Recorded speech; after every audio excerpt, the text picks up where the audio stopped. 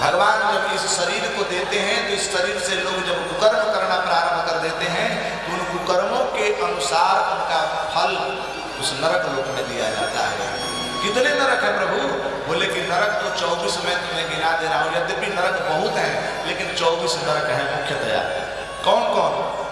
शुचिमुख, तामिश्र, अंधतामिश्र, पयोमुख, वज्रतुंडी, कुंभिपाक,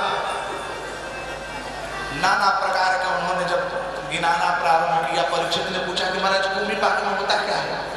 बोले कि कुंभिपाक नरक में वह व्यक्ति जाता है जो मनुष्य तन को पा करके जीवों की हत्या करके अपने रसना को तृप्त करता है, मुर्गा को पकौड़ी बना के खाता है, मछली को महाराज तेल में छान छान करके मसाला भर के खूब खींचता है।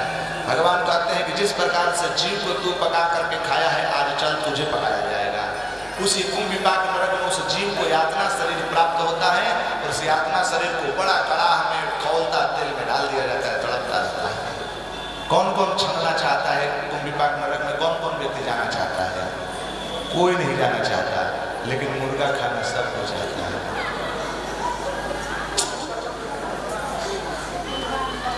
महाराज जीवो जीवस्य जीवन, वो भी तो जीव है। आपके अंगुली में थोड़ा सा चोट लग जाता है तो लोग चिल्लाने लगते हैं, रोने लगते हैं और भगवान को गाली देने लगते हैं। आप एक जीव की हत्या करके खा जा रहे हैं महाराज, काटने में भी मैंने बिल्कुल डर भी नहीं लग रहा है। कहते हैं कि जो अतिथि घर में आते हैं, ब्राह्मण संत अतिथि भिक्षु भी आते हैं, उनको तिरछी नजर से जो देखता है उसको वज्रतुंड नामक शुचिमुख नरक में डाला जाता है। उसमें क्या होता है?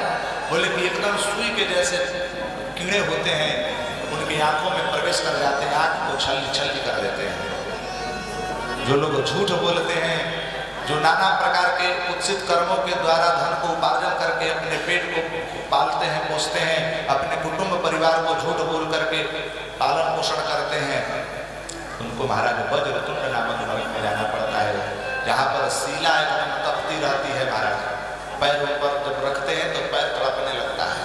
ऐसे ऐसे घोर घोर नरक का दर्शन जब कराते परीक्षित तर कांपने लगा। बोला कि परीक्षित स्वामी जी, ये कोई भी ऐसा व्यक्ति नहीं है जो पाप कर्म न करता हो, इसका बचने का कोई उपाय तो होगा? बोले कि बस केवल मात्र एक ही उपाय है, या तो किए हुए कर्मों के प्रायश्चित कर लीजिए, नहीं तो दंड भोगिए, दो ही उपाय है, या तो प्रायश्चित या तो दंड भोग। जैसे मान के चलिए आपके घर से कोई चोर चोरी कर लिया तो उसका दो ही उपाय है, या तो वह सामग्री लौटा करके माफी मांग ले, प्रायश्चित कर ले, नहीं तो फिर 2-4 घंटा खा ले, यही तो हो सकता है। उसी प्रकार से भगवान कहते हैं कि देखो परीक्षित, ये केवल मात्र एक ही है, क्या कि कर्मणा कर्म निराहारो न ह्यान्त्यान्त करिष्यते अविद्वदधिकारित्वात् प्रायश्चित्तं विमर्शनम्। या तो कर्मों का कर्म से ही प्रायश्चित कर लीजिए, आपसे पाप कर्म हो गया। इसीलिए हमारे यहाँ शास्त्रों में व्रत उपवास नियम आदि बताए गए। मैया ध्यान दीजिएगा, हम कितने पाप करते हैं, उन पापों को प्रायश्चित करने के लिए शास्त्रों ने व्रत बतलाए हैं। जैसे देखिए एकादशी व्रत है, 1 महीना में आप जितने पाप कर्म करते हैं, 1 महीने में कितने एकादशी आती हैं? 2 एकादशी कर लीजिए, सारे 1 महीने का पाप जितना है सब समाप्त हो जाएगा। उसमें भी कभी चौथे आ गया, कभी तीज आ गया, कभी मंगलवार कोई भूखता है, कोई व्रत करना है मंगलवार। ये व्रत और उपवास, ये नेम जब तब, ये सब अपने कर्मों के प्रायश्चित के लिए है। और जब व्यक्ति प्रायश्चित नहीं करता है तो उसको नरक में जाते हैं, तब वहां पर प्रायश्चित उसको अपने डंडे से करना पड़ता है। क्या मतलब समझ रहे हैं? जिस प्रकार से भगवान इस शरीर रूपी कपड़ा को दिए हैं, कपड़ा यदि मलिन हो गया तो साबुन सोडा लेकर के अपना कपड़ा का सफाई कर लीजिए। आज यदि नहीं किए तो धोबी घाट पर भेज दीजिए। धोबी क्या करते हैं, गर्म पानी में उसको बढ़िया से खौलाते हैं और ऊपर से मुर्गल लेकर के मार तड़ तड़ तड़ तड़ दे करके उसको सफाई करते हैं। यस, यही नरक लोक है। बोले कि महाराज तब जब तो ये कलिकाल के लोगों से होता नहीं है। एकादशी कौन पूछता है? कोई नहीं। डॉक्टर ने भी मना कर दिया कि देखो भैया ये चावल को देखना मत, बीपी बढ़ जाएगी। दाल के ऊपर के पानी पीना, रोटी को पकड़ी जो है उसको खाना, कुछ खाना मत। डॉक्टर यदि कह दिए कि चावल को देखना भी नहीं है, मरीज बेचारे थर थर थर थर कांपते बोले चावल नहीं, चावल नहीं। शुगर की बीमारी वाले लोगों को देख लीजिए, जीभ लब लब करता है, बफर सिस्टम में जाते हैं, रसगुल्ला देख करके पीछे मैडम रहती है, बोले सब ठीक है, ये रसगुल्ला नहीं खाना। बोले क्यों डॉक्टर मना किए? बोले कोई बात नहीं, निचोड़ करके खा लेते हैं, रसवा निकल जाएगा। डर इतना है, डॉक्टर यदि मना कर दिया जिस वस्तु को नहीं सेवन करना, उस व्यक्ति उस वस्तु को कोई सेवन नहीं करता। लेकिन संत ऋषि महर्षि ब्राह्मण ग्रंथ कहते हैं कि कम से कम एकादशी के दिन तो भोजन मत करो, लेकिन उस दिन अवश्य के लोग भोजन करेंगे। अच्छा चलो भूख भी लिए तो 2 दिन का प्रोग्राम, एक तो एकादशी के पूर्व दशमी के दिन ही पूरा चाट के खा लेंगे। क्यों भैया? तो कल खाना नहीं है, कल एकादशी में बना है। आज ही बड़ी फुलौरा महाराज बना करके भर एकादशी के दिन शास्त्र कहता है कि एकादशी का नियम जानते हैं आप? एकादशी का नियम क्या है? दशमी तिथि के एक आहार दशम्यान्वित हो, एक आहार करना चाहिए दशमी की तिथि में, वो भी मध्याह्न समय में। और द्वादशी के दिन भी एक ही टाइम भोजन करना चाहिए। डकार यदि आ गया एकादशी के दिन तो आपका एकादशी का व्रत भंग हो गया, इतना समझ लीजिए।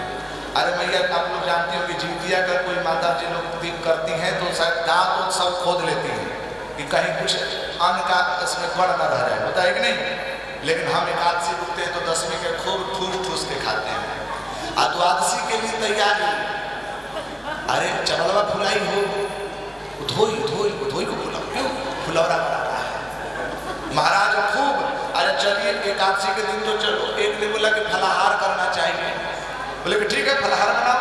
फलाहार में भी लोग अपने तरीके से कूटू के पकौड़ी, कूटू के हलवा, पूरी, आलू के सुंदर सुंदर हलवा। अरे भाई आप फलाहार कर रहे हैं कि फुलाहार कर रहे हैं? ये तो विचार कीजिए। एकादश्याम निराहारो समभ्यर्च जनार्दन, एकादशी तिथि के दिन तो निराहार रहना चाहिए, उस दिन कुछ नहीं, उस दिन तो केवल परमात्मा का भजन करना चाहिए। उस दिन शास्त्र कहते हैं उस दिन भोजन का चिंतन करने से भी पाप लगता है। उस दिन भोजन बिल्कुल नहीं, निराहार। आप केवल मात्र 1 महीने में 2 एकादशी कर लीजिए, संपूर्ण 1 महीना का पाप नष्ट हो जाएगा।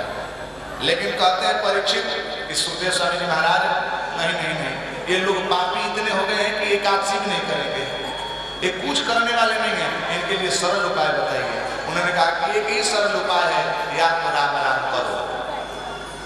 के चिद केवलया भक्त्या वासुदेव परायण अघम धुनवंतिकार स्नेह निहारमिव भास्कर।